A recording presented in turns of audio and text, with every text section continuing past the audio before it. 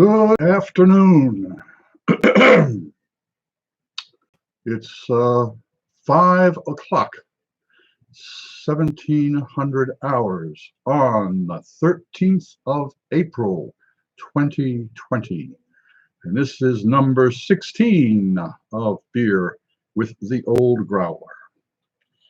And what I've decided to do is, since all the pubs, bars, taverns, watering holes, and gin mills in New York have been closed down, well, and the fact that I spent being a professional journalist covering the beer industry and the hospitality industry, I spent a good 3 or 4 hours a day, maybe more, in pubs, bars, taverns, in those places.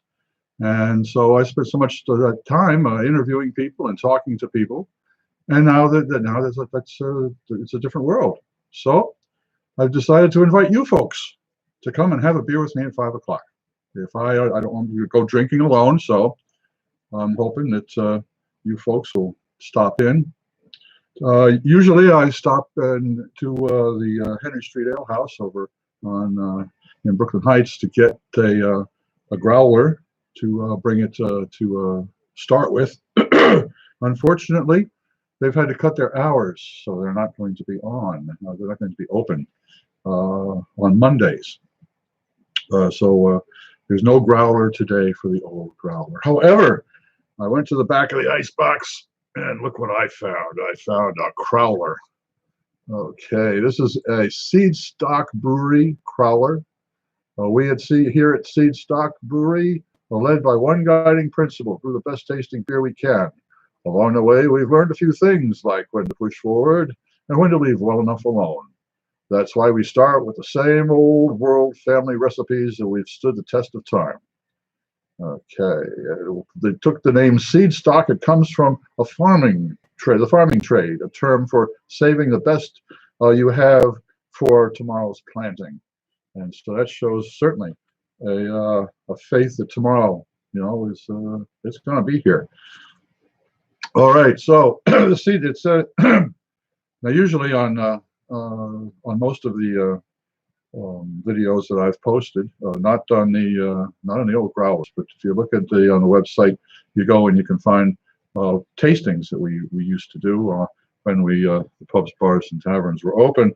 We would have what was called meeting expectations, again at the Henry Street Ale House. I'll put the site address and the street address down below, so you can, when you can, you can take a visit. But what we do is we have what's called meeting expectations, and the bartender there, Jerry Scott, and myself, Jim Bennett from around here, and then usually one or two other barflies or tourists. We've had a lot of tourists stop in. We had a lot of tourists stop in. And what I would do was I would read off what was on the label of the can or bottle of beer, and we would, as any consumer would, take a look at it and see, oh, what am I getting here? What am I expecting? And so let's take a look on this one. At Seedstock Brewery, this is a take-home. So it's brewed in Denver, Colorado, 32 fluid ounces. This is their Crowler. It's a really neat operation. I think that the lower part of the container is behind the bar area. Then there's a contraption, and you put this in there, and you run the beer tap into it. There's you put the top on it, and there's a machine that counter something, which means that it takes the oxygen out and makes sure that it's airtight.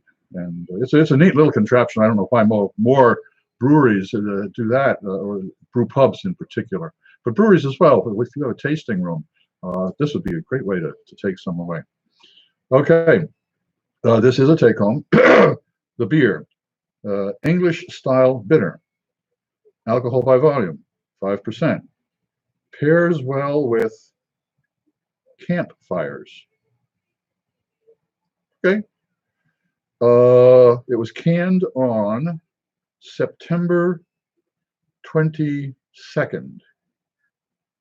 And I don't have a year on this, but I have a strange feeling that it was last year. I know we did do a Seedstock tasting a little while ago, and I'll try and find it and put the link in the information box below. Yeah, well, my greetings, Monica. Good to see you. Good to see you today. Oh, okay. Yes, I don't know. I couldn't remember if I'd shown you the McSorley's book, but I'm pretty sure I did. I have my notes here, and it's sometimes they get left. And it's from the day before, and oh well. Anyways, campfire. Yeah, that's. I wonder. Oh, I guess it's sitting around a campfire. Well, an English style bitter, sitting around a campfire. Okay. What am I going to make out of that? I'm going to figure that it's. Well, I know an English style bitter is not a. It's not a bitter beer. There's some kind of translation problem when we speak English. The same nation, the different nations speak English. But anyways, traditionally, an English style bitter is not a bitter. It is not a sweet beer, but it's a malty beer. And so I'm looking for a malty beer around 5%, so it's not too high, and it pairs well with campfires. All right, well, let's crack this open and see if it meets expectations. A little trouble opening up the can, in case you've noticed. I have I did a boo-boo.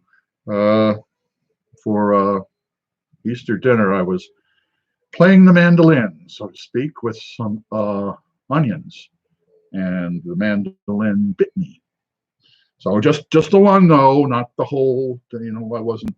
No, I wasn't. I had some kind of guard, semi-guard. All right, well, let's see what we got here. Right here it says it's a lot easier to read this, and there's nothing in it, and that's a sad thing. That's what I do. I drink, and I know things. Well, here we go. Whoa, boy, oh boy, oh boy. That was a, look at that, look at that. Well, you can't see it. There. That was a quick pour. Now, you see what I should have done is I should have punched a little hole in the other part here. So, in fact, why don't I do that right now? I'm not too much of an idiot. Reach in there. Oh, see? Some people, when they're working at home or if they're having their teleconference, and the late night comedians have had a lot of fun saying that, oh, yeah, you can sit there in your suit jacket and the whole thing, everybody thinks you're wearing a suit, but you're not wearing any pants. Well, ladies and gentlemen, I have proof that I'm wearing pants, because if I didn't, I would certainly have to have had this connected to something, but they're connected to pants, believe me. Okay. Away from the pants, back to the beer. Should have done the beer first. Oh, shit. If we've got 4 people here now. Oh. Let's see. Monica, oh no, not the mandolin. Yes. Oh, ask an ER doctor and they'll tell you that's something they'd never keep in their kitchen. Well, it's a damn good thing the doctor doesn't cook then. And if I'd been using it correctly with the guard that came with it, I wouldn't be sitting having a tough time getting into a can of beer. Nevertheless, here we go.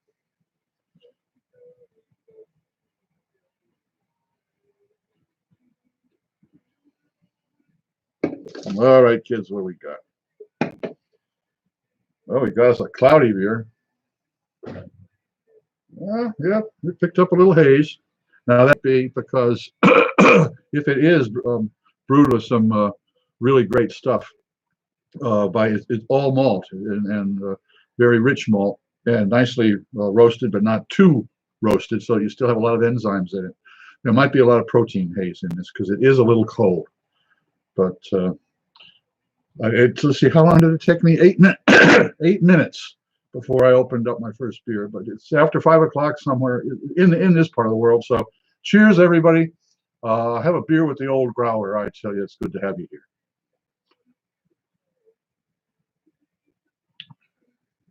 Wow.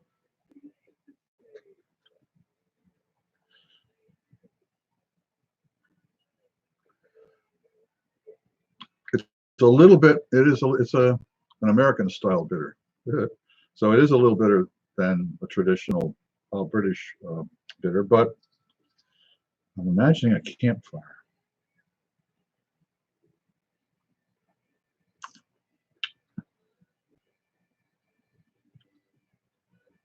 Well, it's refreshing, that's for sure.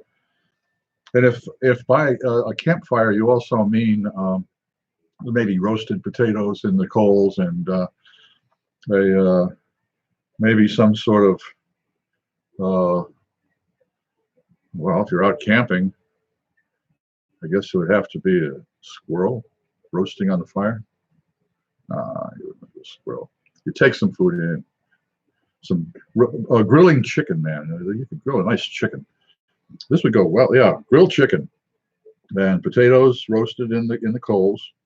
And what are we going to do for greens outside out there in the woods? Dandelion greens, man. You can always find dandelions out there. You wash those off, boy. Wash them up in the stream that the animal just died up 5 or 6 miles, and you end up. Well, you're not going to go there. Yeah, campfire. Campfires I remember were up in Vermont, a place in the northeast kingdom of Vermont called Mount.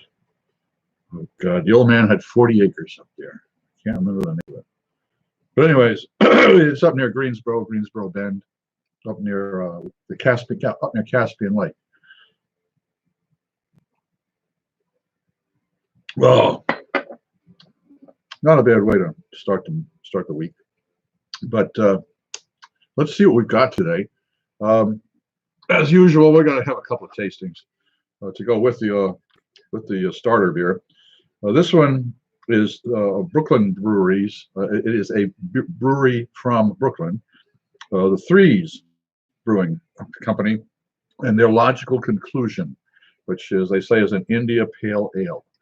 And we've also got, thank goodness that the mail still gets delivered. Your UPS still delivers. We've got BA20, and this is Volume 1 is an Almond Imperial Stout aged in bourbon barrels with toasted almonds and Madagascar vanilla beans by Oscar Blues Brewery. Those folks at Oscar Blues, yeah, Oscar Blues and not Oscars Blues, Oscar Blues, sent me this. Holy shit, 12.5% alcohol by volume. Boy, if I was looking for a session beer, I wouldn't look for this one, that's for sure. And this is an awful, boy, you know, I don't know. And the reason I'm saying I don't know, because this is, as I say, a 12.5% beer, is because we have a little friend arriving today. We're all friends in fermentation. You have to ferment before you can distill. Well, the good folks in, believe it or not, Utah, Ogden, Utah, put out a Madam Pattrini Gin. And this is going to be a retasting. We tasted this at the ale house, and boy, oh boy, do we have some fun with some tourists there. Oh, geez. I'll tell you, we mixed it with some seltzer, some special seltzer. I'll tell you, it was a kick. But it was a kick. But I'm going to read this off because it is kind of fun.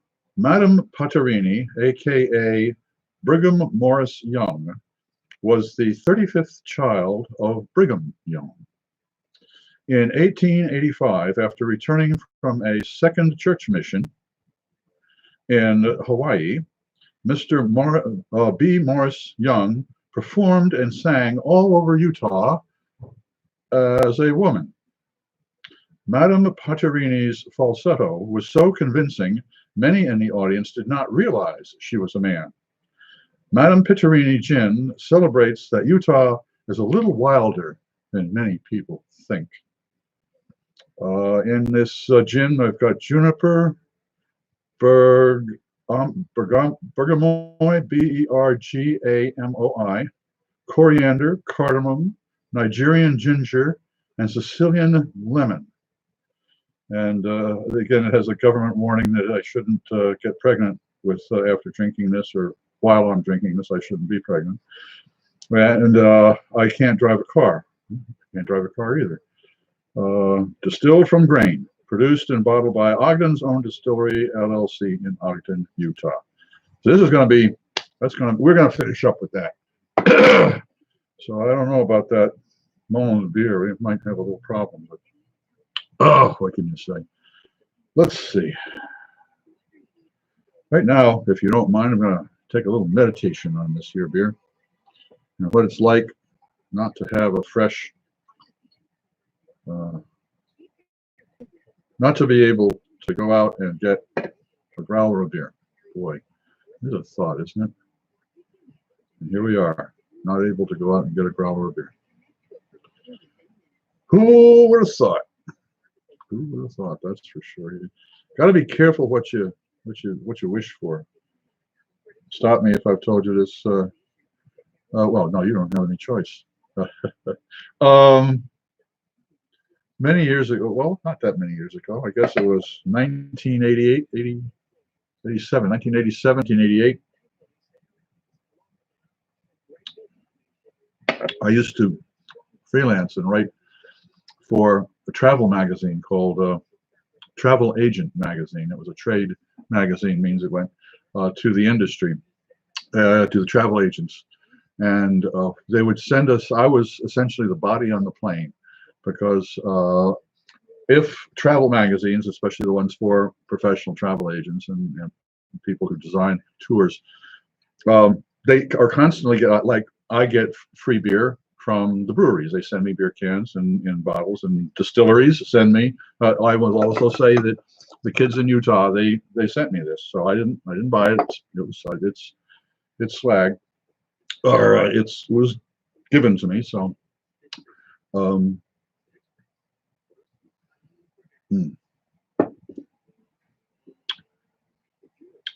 don't know quite where I was going with that, but Tom Bedell, good to see you, my friend. Oh, and the brew well, I couldn't get a growler today from the ale house, but I picked up a Seedstock from the back of the fridge, a Seedstock take-home Crowler, and it is a English style bitter, 5% alcohol, and it pairs well with campfires. And we were discussing campfires there a while back, and all the good stuff about that. Now let's see, where were we? I was meditating on a beer.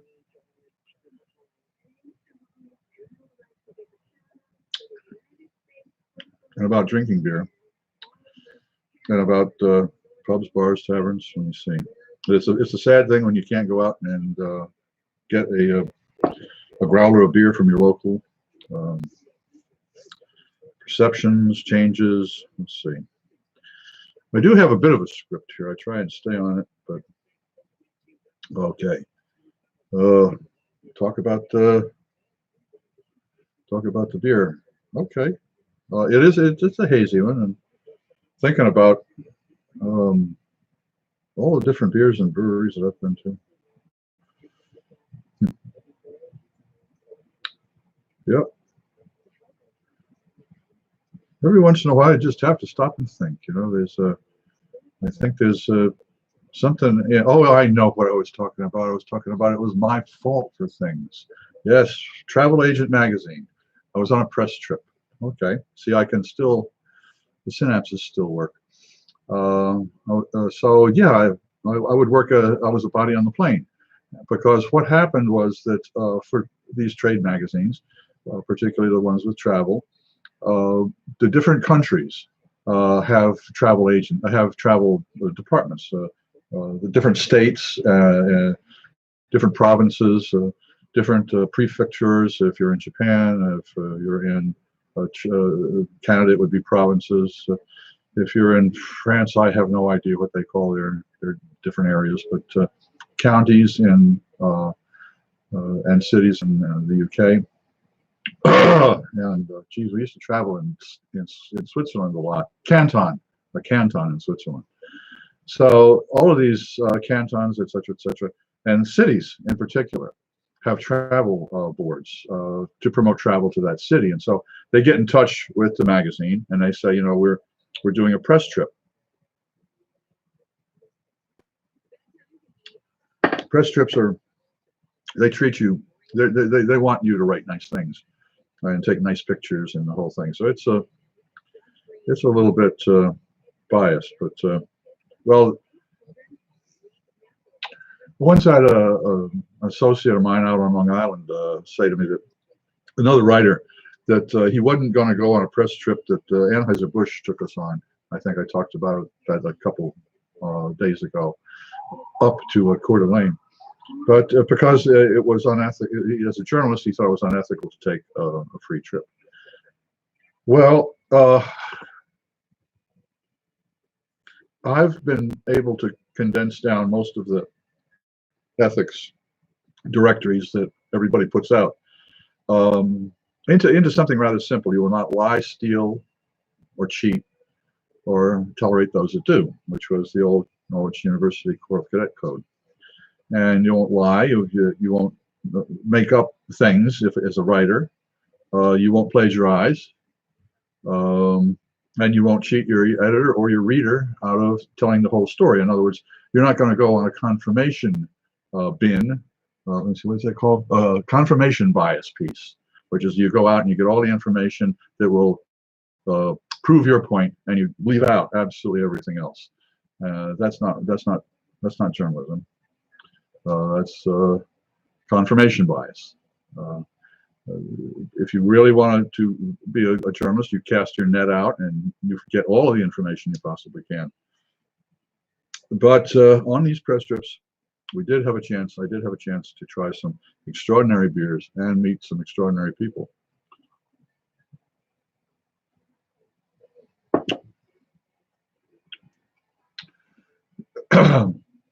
Let's see, I told you about Lausanne, Switzerland, with the L'École Hôtelier. Let's see, travel stories. Oh yes, 1988, and let me see if I can find it. I know I've got it over there somewhere. Can I find it? Where is it? Where is it? Where is it? Where is it? It's a, I have a, yes, I know where, I'll be right back.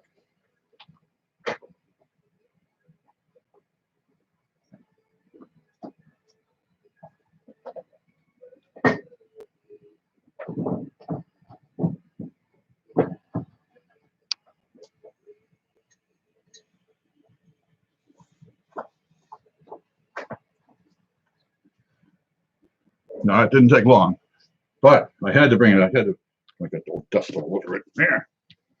But yes, 1988. Grub Vum Vum Grub Vum Oktoberfest, 1988. Yes, sir, Bob. That was where I was in München, in Munich, Germany, for the Oktoberfest, and which of course is the end of September. Which I was lucky enough, it was my birthday, so. All the breweries were there, as you can see on the, as I can see on this. It's Augustiner Brau, Spatenbrau, Paulaner Brau, Hackerschor Brau, Hofbrauhaus, and Löwenbrau. Oh, that was fun, boy! I tell you, I was very surprised. In '88, I was very surprised. We weren't there the first day, but I was very surprised. That when we were there late, probably around 8, 9 o'clock at night, 10 o'clock at night, as to the lack of intoxication. There was so much eating that went on there in Oktoberfest, and so it was a wonderful event. We were at the Schottenhammer Hall, which, oh, geez, I can't remember which brewery right now that was involved with, but they roasted huge oxen and roasted them, and they chop them off, and the whole thing. And they had the oompa bands, and it was and you drank masses, you drank liters. I mean, this was the standard for the beer. And surprisingly enough, I don't think the beers were over 4.5. They were made for session drinking, so it was a lot of fun. And it was tough back then, because right now, let's see if I have it here. Right now, if I was going on a press trip to Germany for Oktoberfest, pretty much all I would need would be, where is it? Here it is. Would be this camera and this little machine. I call it a phone. And that would give me enough so that I could take movies, I could take stills, I could record notes, the whole thing.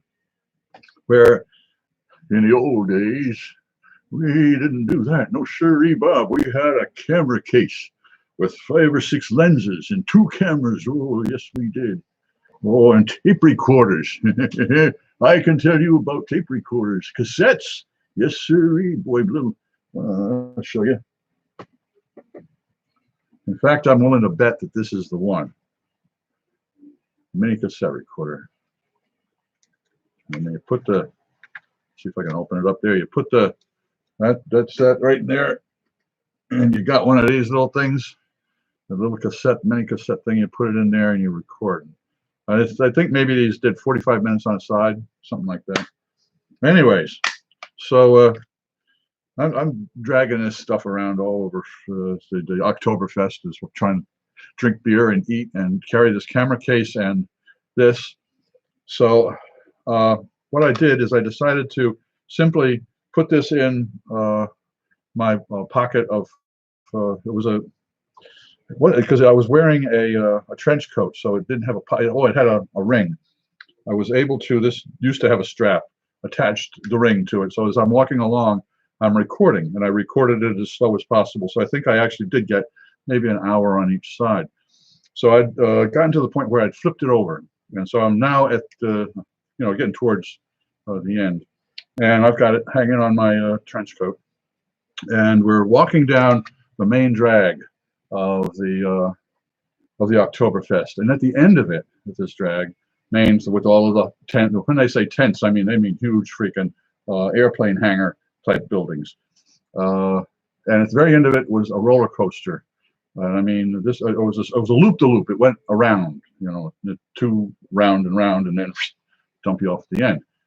Okay, so I figured, well, why not, man? I'm doing really good. So I had I got all my stuff, just stuff all tied down. It was ready to go, and I got in, and you can hear on the recorder, which I had left on. You can hear me getting ready. The person who's setting the putting in the seat, and you can hear the seat click down and the whole thing. And we get, you can hear click, click, click, click, click, click, click, going. And then as soon as it hits ready to go into that first loop, the bottom drops off, of course, and you're in practically free fall. And it was marvelous because the tape recording machine, a little recording machine, clicked off exactly at the, I would say, point of impact. If you've ever taken a look at or listened to, I think the FAA puts out on YouTube recordings of plane crashes. And at the end of almost all of the flight recorders, audio recordings of it, it's not "Mom, I love you" or any of that. It's "Oh shit." Well, those were the last 2 words on the cassette when I finally got back and was ready to put it together as a recording. And the last 2 words were "Oh shit," because we went right into the loop. I survived. I didn't regurgitate. Nothing fell out of my pockets. But that was Oktoberfest of 1988. So how are we getting? We're down to 5:30, aren't we? Okay, the old windbag. You should call me instead of the old growler. But that was a fun part, and I got to meet some of the brewers for the Bavarian Brewing Council, and it was a lot of fun. In particular, it was a lot of the dinners that we had there in Munich were really amazing. You gonna tell them that story, Peter? Yeah, you might as well. It's just we've got some time. It's only 5:28. Okay. The tour guide, when we were in Munich, the tour guide, a nice young woman.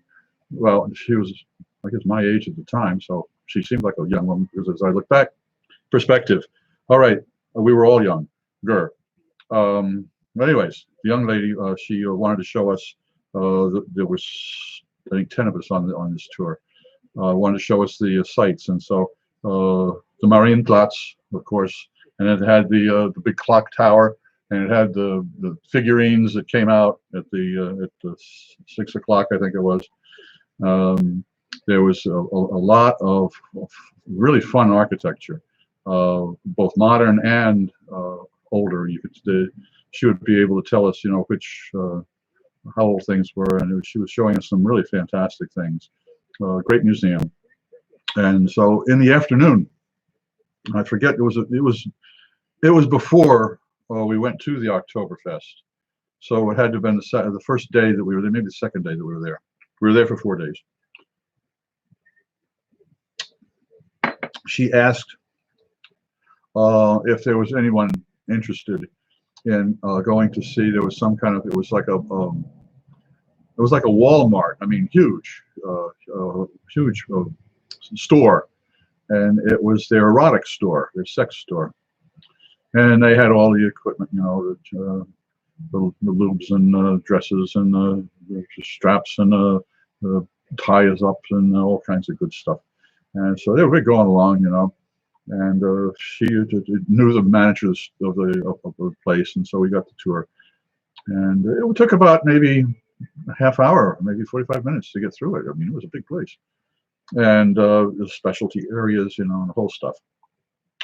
So we get out after we finished the tour, and we got out and we stopped in one of the beer gardens that lined the Marienplatz going toward the Victoriengarten. And she said to me, she says, "Well, what was your impression of our erotica store?" And I think she said sex shop. And I said, well, geez, I'm trying to remember her name, but I said, well, I had a tough time relating to it because, you see, my feet didn't stick to the floor. Yep, there we go. I think I've lost half of you now, haven't I? There's only 2 of you here. No, yeah, hey, by golly, I tried, Walter Brendan. Hey, look, no brag, just fact. But we got 3 here again. 3. Is anybody interested in trying that 10% beer from Oscar Blues? If somebody would, if the 3 of you that are watching, would you rather have me taste the Oscar Blues, or would you mind if I opened up Madam Pattrini? Right? Madam Pattrini. So give me a sign. Give me a sign. Let me know. I need to hear from you folks, please. So if you want to hear, if you want to watch me drink a gin, or do you want to watch me drink a beer? Let me know, and I'm going to take a little while to work on this one. Oh boy, that's not a bad piece of work. All right, let's take a look. Thoughts and musings on today's growler. Well, we don't have a growler. Tasting teas. Yeah, I showed you kids the different things we're going to taste. A bar story. I've already told you a travel story. So I guess a bar story is another bar story. All right. Let's see. Bar stories. Bar stories. You know, I'm surprised that I'm having trouble remembering particular bar stories, but let's see. Well, it was always the when I was married in 81, so it was 82, 83. In 1983, my wife and I went to Paris, and we landed in Belgium, took the train to TGV to Paris, and because I think it was cheaper to fly into Belgium than it was to Orly or Charles de Gaulle. I don't remember why, but we flew into we were in Paris, and there was some student riots. That was another good story. Going to the sergeant recruiter of a bar, and that was I got to smell CS gas and neat stuff. But in any event, we were there's a story. Oh yeah, oh it was it was a bistro, but it had two. There was a balcony that went around, and it was an open area in the middle. I don't remember if it had. I don't think it had a garden in it, but it was a very open eating establishment. And I had a jambon and a beer, so when we got to the end of it, I'm trying to show off my French. So I think I said, let's see, combien is how much, and it was something along that line. He in French told me that it was a sandwich made out of ham and butter and baguette and cornichons, and beer. And then he caught on, and of course, he immediately that I didn't understand French, and told me that it is l'addition, monsieur. Okay. Richard, you'd go with the beer. All right, that's what we'll do. We go with the beer. All right. Let's crack it open and see what we got here. First of all, it's, as you can see, it's got an interesting. Do I see this backwards? Yeah, I'm looking at it backwards. I don't know if you can see it, but it says a 2020 Barral Aged series. Don't you want to see your face? No. BA20. Okay, Barral Aged 20. I see. 2020 is in the number of volume 1. This has 4 12 fluid ounce cans. Imperial Stout aged in bourbon barrels with toasted almonds and Madagascar vanilla beans. Okay. It's got a nice opening there. Let's see, it says something down here. This Imperial Stout was aged in bourbon barrels for 10 oaky boozy months, then barraged with toasted almonds and Madagascar vanilla beans for a nutty amount of flavor and aroma.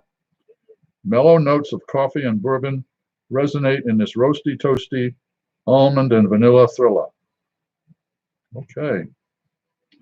Brewed and canned by Oscar Blues Brewery LLC, Longmont, Colorado, Brevard, North Carolina, and Austin, Texas. So, boy, oh boy, those guys are busy. All right, let's see if I can open this up. Shit.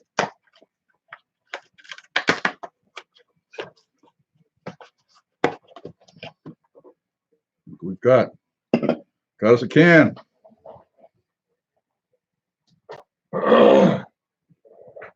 Okay. Wow. Well, that's an interesting graphic there. That's what that is, and it says pretty much the same thing as it said on the box. Okay. Well, that's pretty much what the label is. I say let's get the focus there. That's the label. So you see the vanilla beans there and the Madagascar and all kinds of good stuff. And that's a good thing. They got the government warning on there. All right. Now, this time I'm going to remember to punch a hole in it as well. Not a big hole, just a hole.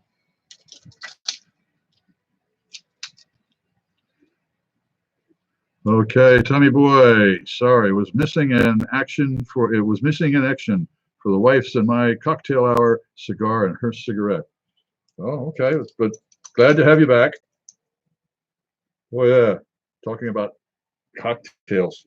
In our we have a small freezer, so it's underneath the refrigerator type thing, the drawer that pulls out. And we've got a lot of stuff in there, so it's tough to have ice in there, big bag of ice, and we don't have an ice maker, so it kind of is difficult. Well, I figured out how to get 6-ounce canning jars, and I simply put equal amounts of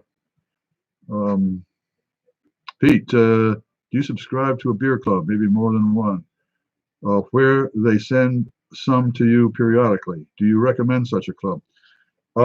Yes, in fact, well, I don't belong to one, but there've been a couple of them that have been nice enough to send me some beers to taste, and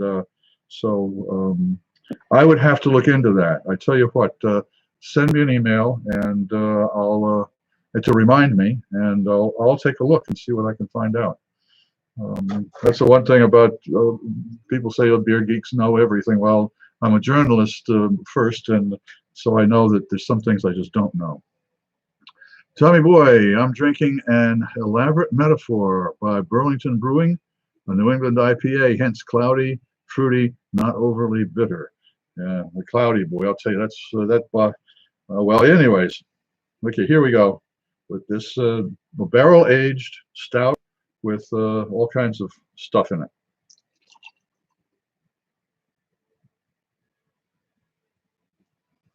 Oh yeah, what am I going to expect? Well, I'm expecting a stout, which we got.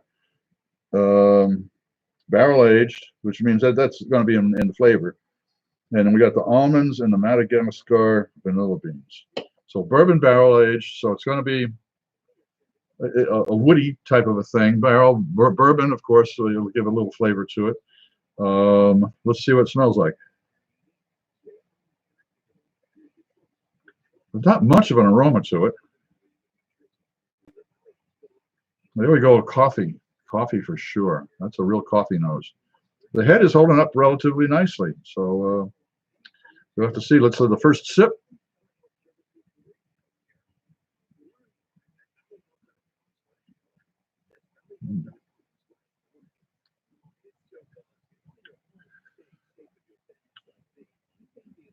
Well, I'll tell you, that was a real flavor punch, a power punch. I can feel the warm going all the way down. Yes, it's going down. Warm is my tummy. Oh boy, in the wintertime, this would, oh boy, oh boy, oh boy, oh boy. This one, oh yes, sir, Bob, with some, I was going to get in trouble to say hot nuts. Some chestnuts on the fireplace. If you've got a fireplace, and here in Brooklyn, we don't have a fire. If we had a fireplace, we'd be in real trouble. Let's go to the flavor again. The taste buds they were kind of going, wow, what happened there, boss? Hey, boy, that was really rich. Ooh.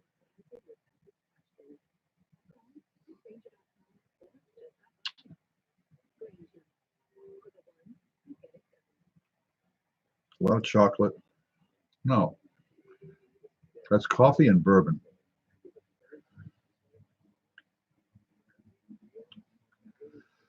If I was going to make up a name for this, I would call it an Irish coffee, except that it's bourbon and not an Irish whiskey. That'd be fun. Put a stout in an Irish whiskey barrel. Oh boy, oh boy, oh boy. Too bad I don't have a distillery in a brewery.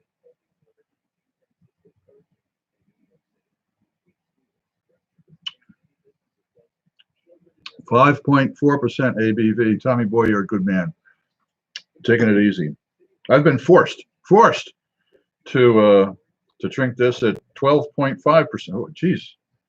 I thought it was only 10 something I read on the box, but no, this is 12.5% alcohol. But if that isn't a barley wine, I want to know what is. But boy, oh boy, it's certainly sticky. That's for damn sure. What else? Does it give me anything else on here? I don't see it. Well, let's take down. Let's see if I can. Oh, geez, I should have. Oh, why don't you try one of them that you haven't opened?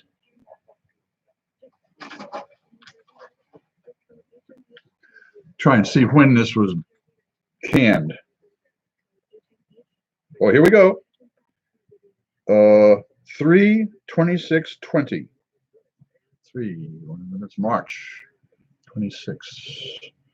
Oh, well, I can't do math. That's why I'm looking here. That's 1 week, 2 weeks, yeah, two and a little weeks old. So that's a young whippersnapper. That's what that is. But boy, oh boy, it's got a punch. I'll tell you.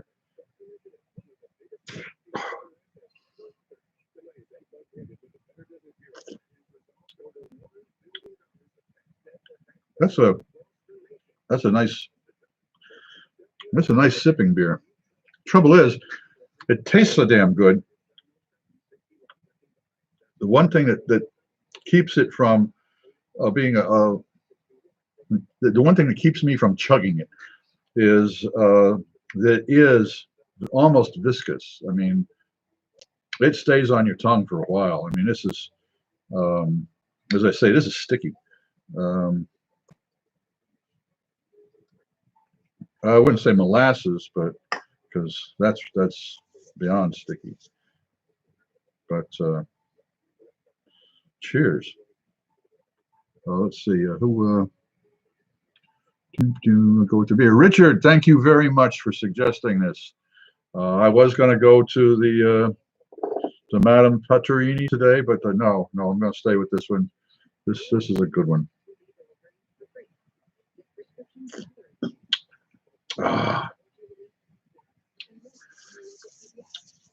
Well, oh yes, Fridays. We've got some Fridays coming up. Friday the 17th, Friday the 24th, both of those of April, and then we have the 1st of May, May 1st, May Day. Oh, what a wonderful idea. Okay. The reason I'm saying that I'm counting the Fridays is because, as some of you who have been following me know, I've got some Thomas Hardy's Ale. I'm going to show them to everybody again. Make sure that I've got them in the right order.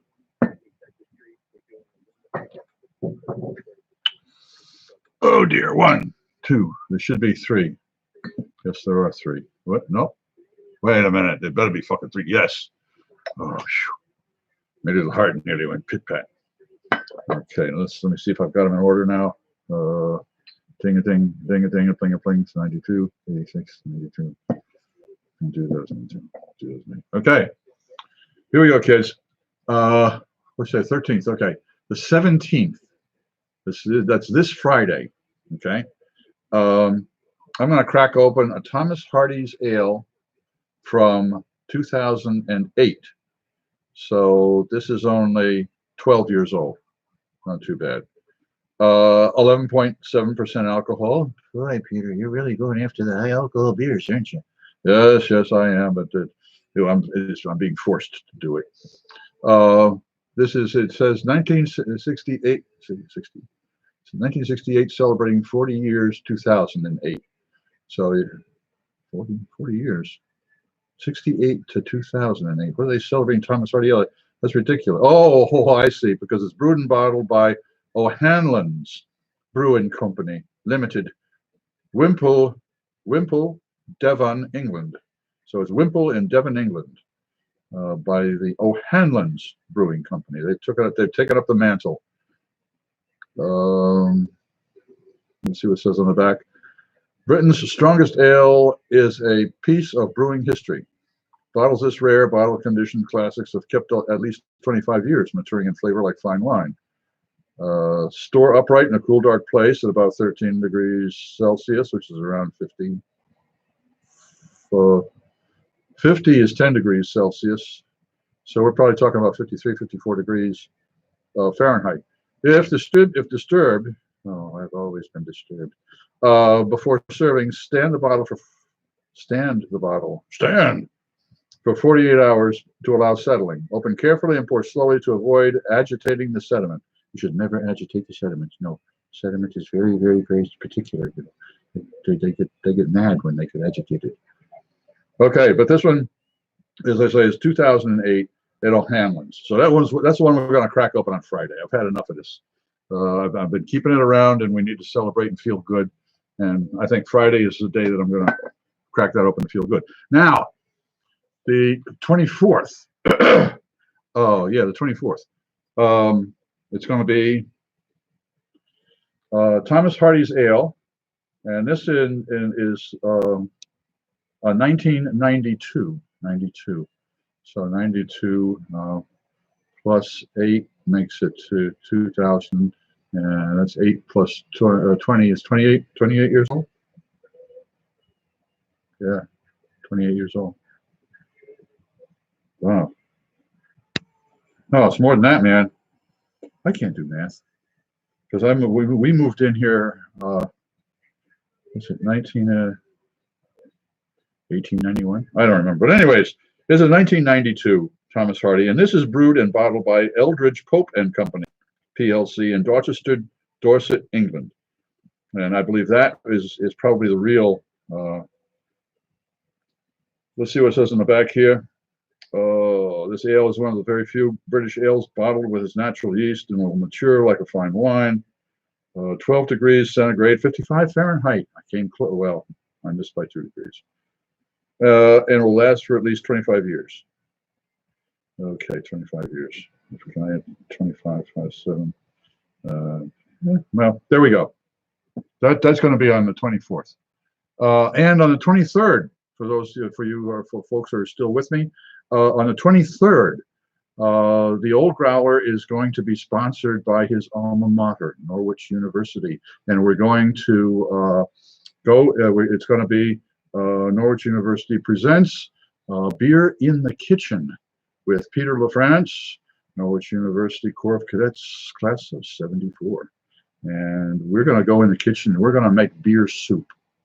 In real life, in real time, we're going to make beer soup. Now, no, I'm not going to with the mandolin. No. I'm going to show you some knife. Well, actually, I'm not going to show it to you because I'm going to set up the mise en place first, like a bright boy. So anyways, that's on the 23rd. You have the Norwich University presentation, which is going to be a lot of fun. We're going to be in the kitchen. And the 24th, we have the Thomas Hardy ale I just told you about. Now on May Day, to celebrate the rebellion, come on up here, you can find it. Okay, to celebrate May Day, and hopefully the liberation of at least parts of this country, so that we can get back to being able to at least rub elbows or whatever it is. Okay, I'm gonna crack open. This is on May 1st, May Day, Thomas Hardy's ale, and this is brewed and bottled by, again, Eldridge Pope and Company, PLC, Dorchester, Dorset. And this little bottle was bottled. This was bottled in 1986. 1986. It's got the dust on you. It's got the dust on to show it. Yeah, they're right there. Where is it? Yeah, 1986, right there. So I'm gonna crack that little devil open and see what that tastes like.